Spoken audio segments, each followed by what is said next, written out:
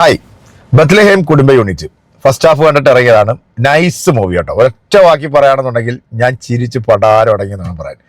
Girish ID director and screen play.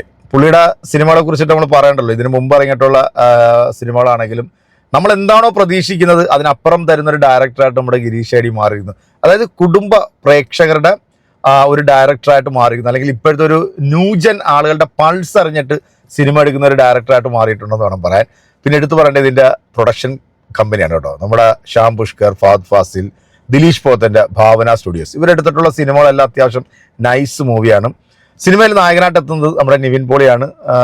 Nivin പോളിയുടെ ഒരു തിരിച്ചുവരവ് എന്നല്ല, നിവിൻ പോളി നൈസായിട്ട് ചെയ്തിട്ടുണ്ട്. എടുത്തു പറയേണ്ടത് മമിത ബൈജുവിൻ്റെ പെർഫോമൻസ് ഒന്നും പറയാനില്ല കേട്ടോ. രണ്ടുപേരും കിഡുമായിട്ട് ചെയ്തിട്ടുണ്ട്.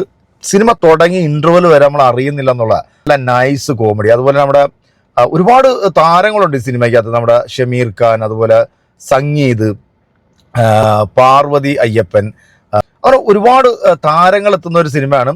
ഇവരുടെ ഒരു പഴയ ഒരു കോമ്പോ ഉണ്ടല്ലോ, അതായത് ഗിരീഷ് ഐഡിയുടെ ഒരു പഴയ ആ ഒരു ടീമുണ്ടല്ലോ, ആ ടീമെല്ലാം ഇതിനകത്ത് നല്ല രീതിയിൽ തന്നെ വർക്ക് ചെയ്തിട്ടുണ്ട്. നൈസ് നല്ല പാട്ടുകൾ, അതുപോലെ തന്നെ സിനിമോട്ടോഗ്രാഫി ആണെങ്കിലും ഗംഭീരമായിട്ടുണ്ട്.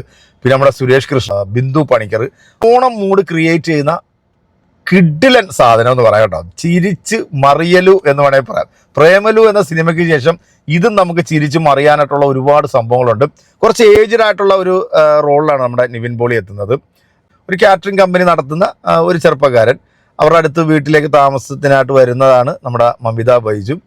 പക്ഷേ ആ ചില സീനൊക്കെ ഉണ്ടല്ലോ, നമുക്ക് ഈ ഭയങ്കരമായിട്ട് ഒരു നാച്ചുറാലിറ്റി ഫീൽ ചെയ്യുന്നുണ്ട് കേട്ടോ. ഇവർ തമ്മിലുള്ള ആ ഒരു കോമ്പിനേഷൻ സീനും ഇൻട്രോലിന് തൊട്ട് മുമ്പുള്ള ആ സംഭവങ്ങളൊക്കെ അടിപൊളിയായിട്ട് ചെയ്തിട്ടുണ്ട്, നൈസായിട്ട് ചെയ്തിട്ടുണ്ട്.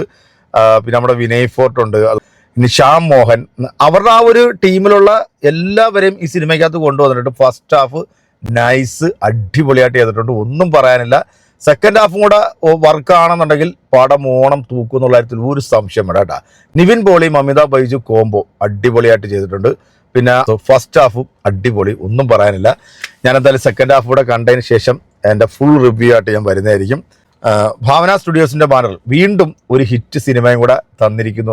ഫസ്റ്റ് ഹാഫ് കണ്ടപ്പോൾ എനിക്ക് തോന്നുന്നത് സെക്കൻഡ് ഹാഫ് ഇതിന് മുകളിലായിരിക്കുന്ന തരത്തിൽ ഒരു സംശയമില്ല. പുള്ളിയുടെ ഡയറക്ഷൻ, പുള്ളിയുടെ മേക്കിങ് ഗംഭീരമാണ് കേട്ടോ. പുള്ളി വേറെ ലെവലാണ് കേട്ടോ ഗിരീഷ് ഐഡി.